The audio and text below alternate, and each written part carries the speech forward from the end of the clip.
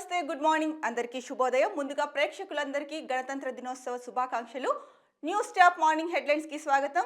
ముఖ్యంగా తెలంగాణ వార్తాపత్రికల్లో వచ్చిన ప్రధానాంశాలను చూసుకుంటే, ఈనాడు న్యూస్ పేపర్లో ప్రధాన బ్యానర్ ఐటంగా ఇచ్చినది వైద్య విభూషణుడు డాక్టర్ నాగేశ్వర్ రెడ్డికి పద్మ విభూషణ్, నందమూరి బాలకృష్ణకు పద్మభూషణ్, మందకృష్ణ మాదిగకు పద్మశ్రీ. మొత్తం 139 మందికి ప్రకటించిన కేంద్రం 7గురికి పద్మ విభూషణ్, 19 మందికి పద్మభూషణ్, 113 మందికి పద్మశ్రీ. తెలంగాణ నుంచి 2కి, ఏపీ నుంచి 5గురికి, దేశవ్యాప్తంగా 30 మంది అసామాన్యులకు దక్కిన గౌరవం. తెలంగాణ, ఏపీ నుంచి పద్మశ్రీ పురస్కారాలకు ఎంపికైన వారు మందకృష్ణ మాదిగ, మాడుగుల నాగఫణ్ శర్మ, మిర్యాల అప్పారావు, తను మరణానంతరం వచ్చిందండి, మిర్యాల అప్పారావు గారికి, కేఎల్ కృష్ణ, వాదిరాజ్ రాఘవేంద్ర రాజా. ఇక పద్మభూషణ్లో సినీ నటులు అజిత్, శోభన. సో గణతంత్ర దినోత్సవం రోజున అంటే కేంద్ర ప్రభుత్వం పద్మశ్రీ, పద్మ విభూషణ్, పద్మ పురస్కారాలు ప్రకటించింది. ఇందులో మొత్తంగా చూసుకుంటే కనుక తెలుగు వారికి అంటే తెలంగాణ, ఏపీ నుంచి 5 మందికి పద్మ విభూషణ్, పద్మశ్రీ, పద్మ పురస్కారాలు అందాయి. ఇది నిజంగా సంతోషించదగ్గ విషయము. ఇందులో ముఖ్యంగా నందమూరి బాలకృష్ణ గారికి పద్మభూషణ్ వచ్చిందండి. ఇంకా తర్వాత మందకృష్ణ మాదిగకి పద్మశ్రీ వచ్చింది. సో పద్మశ్రీ పురస్కారాలకు ఏపీ, తెలంగాణ నుంచి మొత్తం 6గురికి వచ్చింది, అంటే బాలకృష్ణతో కలిపి. ఇందులో మిర్యాల అప్పారావు గారు అంటే ఆయన కాలం చేశారు, తన మరణానంతరం తనకి అవార్డు వచ్చిందండి. తర్వాత సినీ నటుల్లో పద్మభూషణ్ వచ్చిన వాళ్ళని చూసుకుంటే కనుక సినీ నటుడు అజిత్, అలాగే శోభన గారికి కూడా పద్మభూషణ్ అవార్డులు వచ్చాయి. మొత్తంగా ఈసారి 139 మందికి కేంద్ర ప్రభుత్వం పద్మ పురస్కారాలను ప్రకటించింది. అందులో పద్మభూషణ్ 19 మందికి, పద్మ విభూషణ్ 7 మందికి, 113 మందికి పద్మశ్రీ పురస్కారాలను ప్రకటించింది. ఇక మరో ముఖ్యమైన న్యూస్ చూసుకుంటే కనుక, జమిలీతో సుపరిపాలన, విధానాల్లో అనిశ్చితి తగ్గుతుంది, జాతిని ఉద్దేశించి రాష్ట్రపతి గణతంత్ర ప్రసంగం. వివేకవంతులైన ఓటర్లే ప్రజాస్వామ్యానికి బలం, ఎన్నికల సంఘం 75వ ఆవిర్భావ దినోత్సవంలో ముర్ము. ఇవాళ గణతంత్ర దినోత్సవం సందర్భంగా రాష్ట్రపతి ద్రౌపది ముర్ము గారు జాతిని ఉద్దేశించి మాట్లాడారు. దాంట్లో ప్రధానంగా తను మాట్లాడిన ఒక పాయింట్ అయితే చెప్పారు, జమిలీతోనే సుపరిపాలన వస్తుంది, అలాగే విధానాల్లో అనిశ్చితి తగ్గుతుంది అన్న మాటలు అయితే కనుక రాష్ట్రపతి గారు చెప్పారండి. ఇక నిన్న చూసుకుంటే కనుక ఎన్నికల కమిషన్కి 75 ఏళ్ళు పూర్తయిన సందర్భంగా వేడుకలు నిర్వహించారు.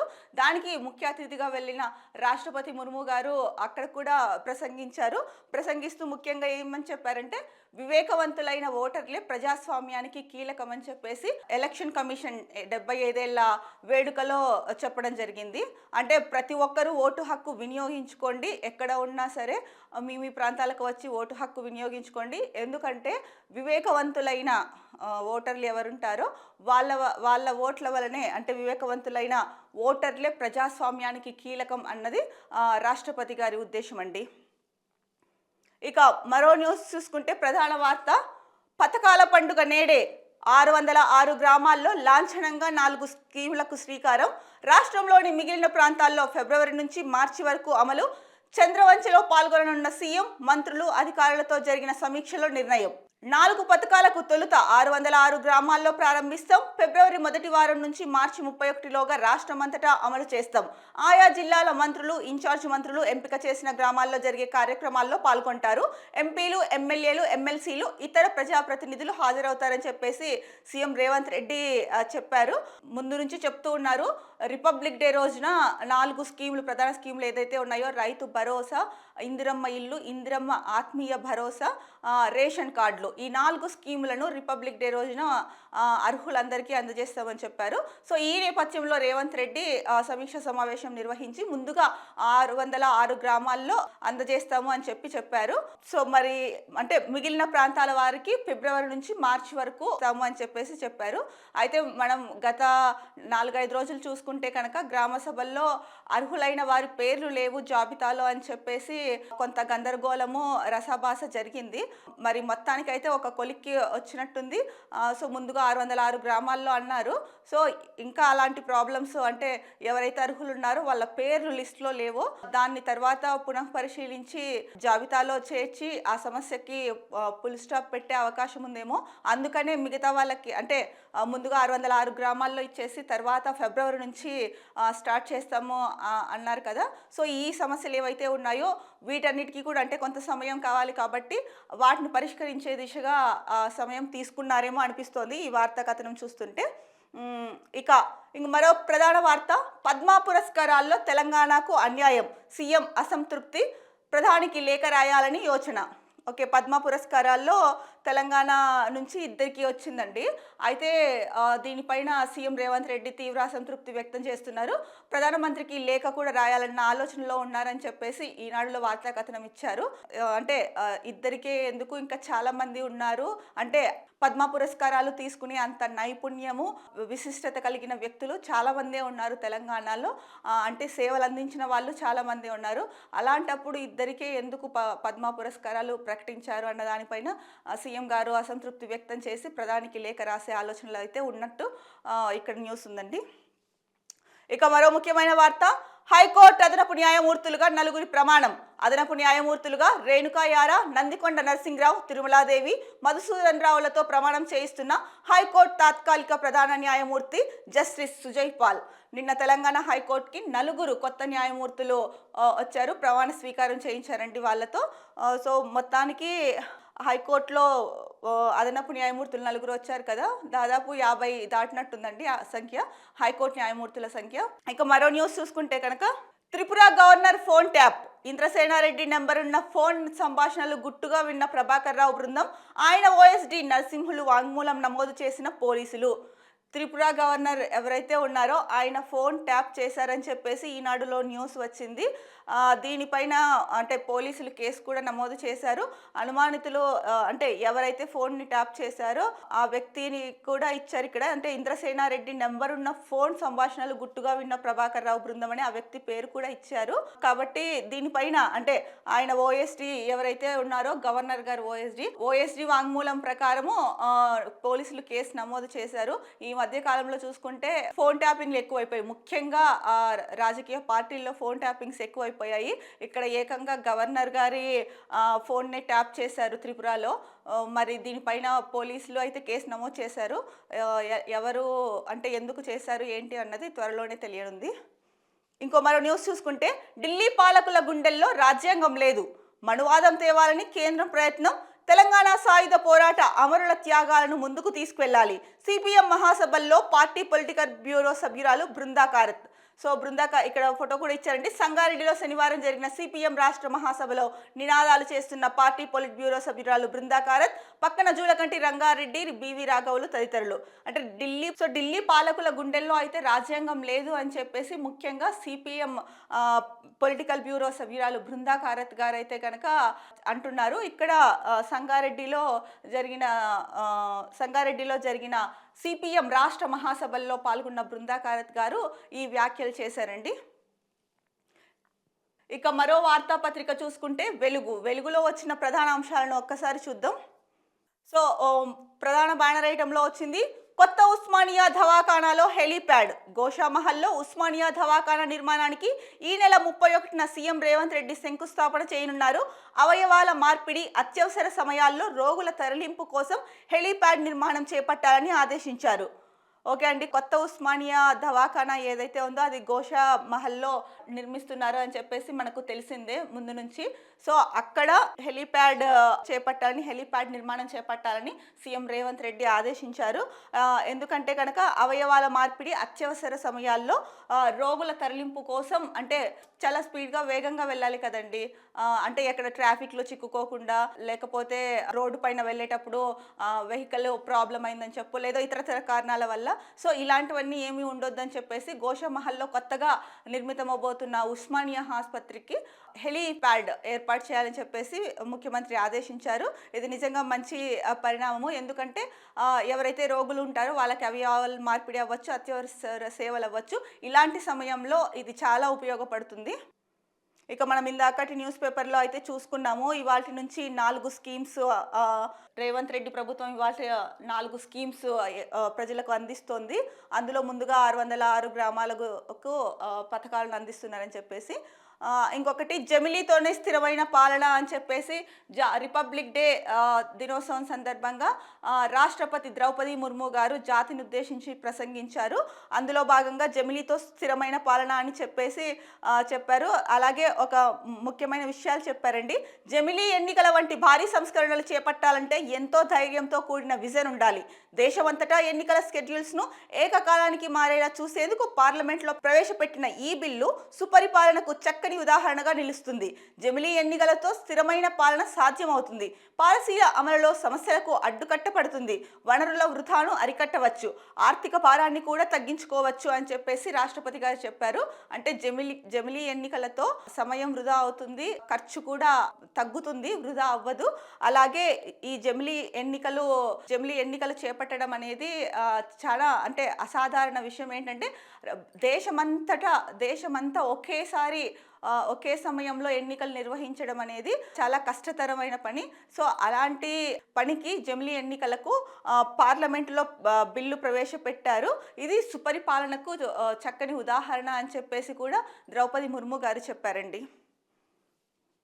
ఇక మరో ముఖ్యమైన వార్త చూసుకుంటే మనకు 21 పోలీస్ మెడల్స్, ఇద్దరికి రాష్ట్రపతి విశిష్ట సేవా పథకాలు, 19 మందికి మెరిటోరియన్ సర్వీస్ మెడల్స్, దేశవ్యాప్తంగా 942 మందికి అవార్డులు. గణతంత్ర దినోత్సవాన్ని పురస్కరించుకొని కేంద్ర హోంశాఖ శనివారం పోలీస్ మెడల్స్ ప్రకటించింది. ఇందులో తెలంగాణ పోలీసులకు 21 దక్కాయి. వీరిలో ఇద్దరికి రాష్ట్రపతి విశిష్ట సేవా పథకం PSM, 19 మందికి మెరిటోరియస్ సర్వీస్ మెడల్ MSM దక్కింది. Additional commissioner law and order Vikram Singh Mann, SP మెట్టు మాణిక్ రాజ్కు రాష్ట్రపతి విశిష్ట సేవా పథకాలు వచ్చాయని చెప్పేసి వెలుగులో న్యూస్ ఇచ్చారండి. ఎట్టకేలకు అంటే పోలీస్ వ్యవస్థ ఏదైతే ఉందో వీళ్ళకి కేంద్ర ప్రభుత్వము అంటే రిపబ్లిక్ డే దినోత్సవం సందర్భంగా మెడల్స్ ప్రకటించింది. ఇందులో తెలంగాణకు 21 పోలీస్ మెడల్స్ వచ్చాయి. ఇద్దరికి రాష్ట్రపతి విశిష్ట సేవా పథకాలు వచ్చాయి. అంటే సో తెలంగాణలో పోలీస్ వ్యవస్థ ఎంత బలంగా ఉందో, ఎంత బాగా వర్క్ చేస్తోంది అన్నది అందరికీ తెలిసిందే. అంటే ఈ మెడల్స్ దానికి ఒక ప్రామాణికత, అంటే తెలంగాణలో ఉన్న పోలీస్ వ్యవస్థకి ఒక ప్రామాణికంగా చెప్పుకోవచ్చు. మరో న్యూస్ అండి, ఇది చాలా ముఖ్యంగా యువత గమనించాల్సిన విషయం. ఇది OTT murders, crime thriller movies సిరీస్లు చూసి క్రూరమైన నేరాలు, క్రైమ్ పాఠాలకు అడ్డంగా మారిన OTT ప్లాట్ఫామ్స్, నేరాలు చేయడం, సాక్ష్యాధారాలు మాయం చేయడం పైన స్టోరీలు, యూట్యూబ్ ఛానళ్లలోనూ విచ్చలవిడిగా కంటెంట్, సమాజంలో జరుగుతున్న అనేక దారుణాలకు ఇవే కారణం. ఇటీవల జరిగిన కొన్ని క్రైమ్స్కు OTT మూవీస్ సిరీస్లే కారణమని పోలీసుల విచారణలో వెల్లడి. ఇది ఎంత దారుణమైన విషయం అండి. అసలు మామూలుగానే నేరాల సంఖ్య పెరుగుతోంది. అంటే ముఖ్యంగా యువతలో మైనర్స్ కూడా చేయరాని నేరాలు చేస్తున్నారు. ముఖ్యంగా అమ్మాయిల పట్ల, బాలికల పట్ల, చిన్నపిల్లల పట్ల వయసుతో సంబంధం లేకోకుండా చాలా చాలా నేరాలు, అంటే దొంగతనాలకు పాల్పడడం అవ్వచ్చు, లేకపోతే ఇందాక మాట్లాడుకున్నట్టు అమ్మాయిల మీద అఘాయిత్యాలు అవ్వచ్చు, ఏదైనా అవ్వచ్చు. ఇలా నేరాలు పెరిగిపోతున్న తరుణంలో OTT మర్డర్స్ కొత్తగా, అంటే OTTలో ఏదైతే కంటెంట్ వస్తుందో దాంట్లో ఎక్కువగా కూడా ఈ మర్డర్స్, థ్రిల్లర్స్, క్రైమ్స్కి సంబంధించినదే వస్తుంది కంటెంట్. దీన్ని చూసి క్రూరమైన నేరాలు చేస్తున్నారని చెప్పేసి చెప్పారు. అంటే పోలీసుల విచారణలో ఈ విషయాలన్నీ వెల్లడయ్యాయి అనమాట. అంటే నేరాలు చేయడం, సాక్ష్యాలు ఎలా మాయం చేయాలో అన్నది దీన్ని చూసి బాగా నేర్చుకున్నారు. అంటే దీంట్లో OTT ప్లాట్ఫామ్స్లో వచ్చే కంటెంట్ కూడా ఎక్కువగా మర్డర్స్ చేసి దాని నుంచి ఎలా తప్పించుకోవాలి, అంటే సాక్ష్యాలు లేకుండా ఎలా చేయాలి అన్న దానిపైన ఎక్కువ స్టోరీస్ ఇస్తున్నారు.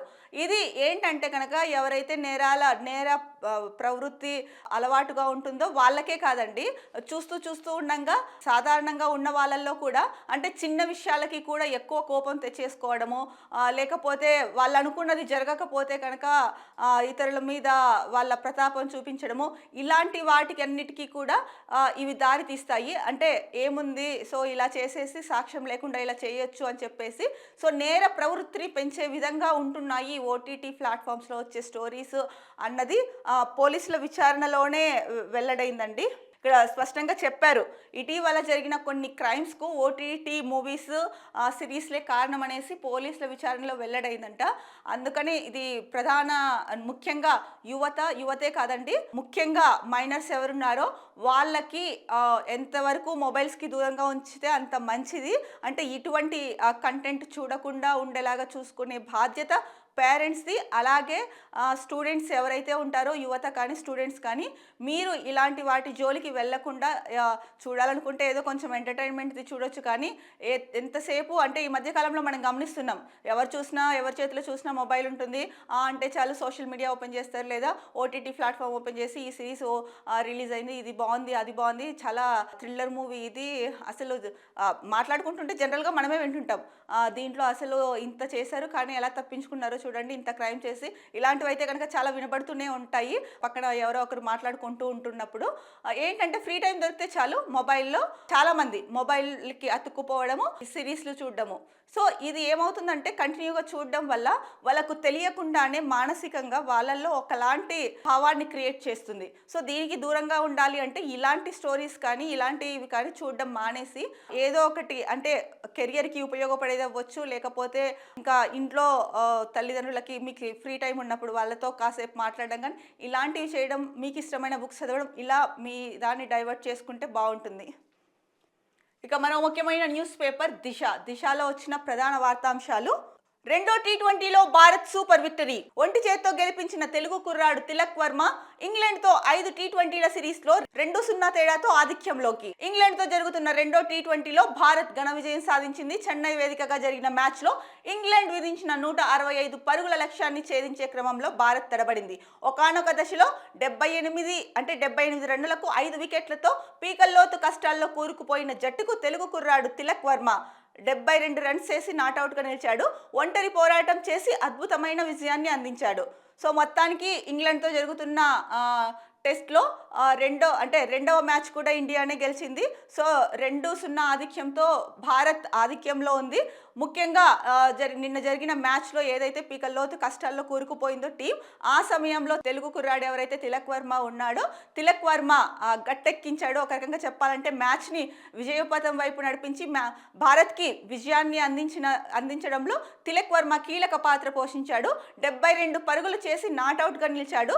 ఇది అంటే క్రికెట్ ప్రేమికులందరూ గర్వించదగ్గ అంటే సంతోషపడ్డ విషయమే కాకుండా ముఖ్యంగా తెలుగు రాష్ట్రాల ప్రజలుగా మనకి ఎంతో గర్వకారణము. ఎందుకంటే ప్రతిష్టాత్మకంగా ఆడుతున్న ఈ క్రికెట్లో ఇంకొకటి ఇంగ్లాండ్తో ఆడుతున్న దీంట్లో తెలుగు కుర్రాడు ఎవరైతే ఉన్నారో తెలుగు క్రికెటర్ తిలక్ తను 78 పరుగులకే 5 వికెట్లు పడిపోయి పీకల్లోతు కష్టాల్లో కూరుకుపోయింది. అలాంటి సమయంలో చాలా మంది చూసే ప్రేక్షకుల్లో కూడా అమ్మో గెలుస్తామా లేదా అన్న ఆందోళన ఒకటి, ఇంకొకటి బ్యాటింగ్ చేసే వాళ్ళల్లో కూడా వాళ్ళు స్ట్రాంగ్ గానే ఉంటారు. కాకపోతే ఎక్కడో తెలియని ఒక చిన్న ఇదైతే ఉంటుంది. అంటే ఎవరికి టెన్షన్ లేకుండా తిలక్ వర్మ ఎవరైతే ఉన్నారో తను 72 పరుగులు చేసి నాట్అవుట్ గా నిలిచి భారతదేశానికి విజయాన్ని అందించారండి. సో దీంతో 2 మ్యాచ్లు జరిగితే ఇంగ్లాండ్తో 2 మ్యాచ్ల్లోనూ భారత్ ఆధిక్యంలో ఉంది. మరో ముఖ్యమైన న్యూస్ చూసుకుంటే కనుక 100 ఏళ్లు ఉండాల్సిన బ్యారేజీ ఏడాదికే డ్యామేజా? ప్రాజెక్టు పనుల ప్రారంభానికి ముందు అన్ని అంశాలు చూసుకోవాలి కదా, అన్నింటినీ డబ్బుతోనే ఎలా ముడిపెడతారు? అన్నారం బ్యారేజీ నిర్మాణ సంస్థ ఆఫ్ఘాన్స్ ప్రతినిధులపై పీసీ ఘోష్ కమిషన్ ప్రశ్నల వర్షం. 100 ఏళ్లు నిలబడాల్సిన బ్యారేజీలో సంవత్సరానికి సమస్యలు ఎందుకు వచ్చాయని Kaleshwaram commission chairman justice Pinaki Chandraghosh Annaram barrage నిర్మాణ సంస్థ ప్రతినిధులను ప్రశ్నించారు. ప్రాజెక్టు పనులు ప్రారంభించే ముందు అన్ని అంశాలను పూర్తి స్థాయిలో సరిచూసుకోవాల్సిన బాధ్యత నిర్మాణ సంస్థలపై లేదా అని ఆయన ప్రశ్నించారు. 100 ఏళ్లు ఉండాల్సిన బ్యారేజీకి ఏడాదికే డ్యామేజ్ అయింది అంటే కనుక సో ఆ నిర్మాణ లోపం అంటే నిర్మాణంలో ఉపయోగించిన వస్తువులు ఏదైతే ఉంటాయో అంటే దాన్ని ఎంత బలహీనంగా కట్టుంటే కనుక, ఎంత నాణ్యత లోపించుంటే కనుక ఏడాదికే కుంగిపోతుందండి, ఏడాదికే డ్యామేజ్ అవుతుంది. సో దీనిపైనే జస్టిస్ పీసీ ఘోష్ కమిషన్ వేశారు కదండి. ఇప్పుడు కాళేశ్వరం విచారణ, అలాగే మేడిగడ్డ ప్రాజెక్టుల పైన పీసీ ఘోష్ కమిషన్ని వేశారు. దీంట్లో భాగంగానే అన్నారం ప్రాజెక్టు గురించి జస్టిస్ పీసీ ఘోష్ వాళ్ళు ఆ ఆఫ్ఘాన్స్ సంస్థ ఏదైతే ఉందో ఆ ప్రతినిధులతో మాట్లాడడం జరిగి వాళ్ళపైన ఆగ్రహం వ్యక్తం చేశారు. ఎందుకంటే ఒక ప్రాజెక్ట్ కట్టాము అంటే దాదాపు 100 ఏళ్ళన్నా ఉండాలి కదా. ఇక్కడ అదే చెప్తున్నారు. 100 ఏళ్ళు ఉండాల్సిన ప్రాజెక్టు సంవత్సరానికే డ్యామేజ్ అవ్వడం పట్ల మీరు ఎందుకంటే ఇలా చేశారు? మీరు ఎలాంటి వాడారు ఏంటి అన్నది అంటే ఇప్పుడు ప్రాజెక్ట్ కడుతున్నాము అంటేనే ఎంత మనం ఒక చిన్న ఇల్లు కట్టుకుంటేనే అండి ఎంతో అంటే అన్ని నాణ్యమైన వస్తువులతోనే అంటే సిమెంట్ నుంచి అన్ని నాణ్యమైన వస్తువులతోనే కట్టుకుంటాం. అలాంటిది ఇంత పెద్ద ప్రాజెక్ట్ చేపడుతున్నప్పుడు మరి మీరు ఎంత బాధ్యతగా వ్యవహరించాలి ఆ సంస్థ వాళ్ళు. సో ఆఫ్ఘాన్స్ సంస్థ దీంట్లో నిర్లక్ష్యం వహించిందనే చెప్పొచ్చు. అందుకనే పీసీ ఘోష్ కమిషన్ కూడా వాళ్ళపైన అంటే ఆగ్రహం వ్యక్తం చేశారు. సో 100 ఏళ్ళు ఉండాల్సిన డ్యామ్ ఒక సంవత్సరంలో డ్యామేజ్ అవ్వడానికి గల కారణాలు ఏంటి అంటే ప్రాజెక్టు ప్రారంభానికి ముందే అన్నీ సరిచూసుకోవాలి కదా, అలా చూసుకోకుండా ఇలా ఎందుకు చేశారు అని చెప్పేసి ఆగ్రహం వ్యక్తం చేసింది. అలాగే అన్ని విషయాల్ని కూడా డబ్బుతో ముడిపెట్టకూడదు అని చెప్పేసి ప్రధానంగా జస్టిస్ పీసీ ఘోష్ కమిషన్ చెప్పింది. ఇది దిశ న్యూస్ పేపర్లో వచ్చిన వార్త అండి. ఇక మరో న్యూస్ పేపర్ నమస్తే తెలంగాణ. నమస్తే తెలంగాణలో వచ్చిన ప్రధాన అంశాలను చూసుకుంటే, ఆశపడ్డాం మోసపోయినాం, కాంగ్రెస్కు ఓటేసి బాధపడుతున్నాం. కాంగ్రెస్ చెప్పినట్టు 15,000 రైతు భరోసా, 2 లక్షల రుణమాఫీ అమలు చేస్తుందనుకున్నాం. రుణమాఫీ చేస్తలేరు, రైతు భరోసా ఎగ్గొట్టిండ్రు. సాగునీళ్లు వస్తలేవు, కరెంట్ ఉండటలేదు. కేసీఆర్ ఉంటే కొండంత ధైర్యం ఉండేది. సర్పంచ్ ఎన్నికల కోసం మళ్ళీ పథకాలంటున్నారు. ఈసారి తప్పు చెయ్యం, కాంగ్రెస్కు బుద్ధి చెప్తాం. కాంగ్రెస్పై నిప్పులు చెరిగిన బాల్కొండ రైతులు, కమిటీ ఎదుట గోడు వెళ్ళబోసుకున్న అన్నదాతలు. సో ఏదైతే బీఆర్ఎస్ ప్రతిపక్ష పార్టీ బీఆర్ఎస్ ఉందో వాళ్ళు ఒక కమిటీ అంటే రైతుల సాగు సంక్షోభం పైన ఒక కమిటీ వేశారు కదండి. ఆ కమిటీలో ఇప్పుడు మనం మాట్లాడుకున్న పాయింట్స్ ఏవైతే ఉన్నాయో రైతులు ఇవన్నీ చెప్పారు. అంటే కాంగ్రెస్ పథకాలు ఇస్తుంది, చెప్పినవన్నీ చేస్తుంది అనుకున్నాం, కానీ రుణమాఫీ చేస్తుంది, రైతు భరోసా ఇస్తుందని ఇవన్నీ అనుకున్నాం, కానీ అవన్నీ ఇవ్వలేదు, మోసం చేసింది అని చెప్పేసి సో వాళ్ళ బాధ ఏదైతే ఉందో దాన్ని సో కమిటీ ముందర వెళ్ళగక్కారు అని చెప్పేసి నమస్తే తెలంగాణలో ఇచ్చారు. ఇక్కడ చూసుకుంటే కనుక మరొకటి రైతు భరోసా ఎగ్గొట్టిండ్రు అనేసి అన్నదాతలు బాధపడుతున్నారు. కాకపోతే ఈ రోజు నుంచి రైతు భరోసా ఇంకా 3 ప్రతిష్టాత్మక స్కీమ్స్ ఏవైతే ఉన్నాయో ఆ స్కీమ్స్ కూడా ఈరోజు ఇస్తున్నామని చెప్పేసి అంటే ముందు నుంచి చెప్తున్నారు. రిపబ్లిక్ డే రోజున ప్రకటిస్తామని చెప్పేసి మరి ఈరోజు రైతు భరోసా ఎంతమందికి అందుతుంది, సో అన్నదాతలు దీంతో సంతృప్తి చెందుతారా లేదా అన్నది వేచి చూడాల్సిన అంశం అండి. ఇది ఇవాల్టి తెలంగాణకు సంబంధించిన ప్రధాన వార్తాపత్రికల్లో వచ్చిన ముఖ్యమైన వార్తాంశాలు. రేపటి న్యూస్ అనాలిసిస్లో మళ్ళీ కలుద్దాము. అంతవరకు సెలవు, నమస్కారం. Be happy, stay strong, stay healthy.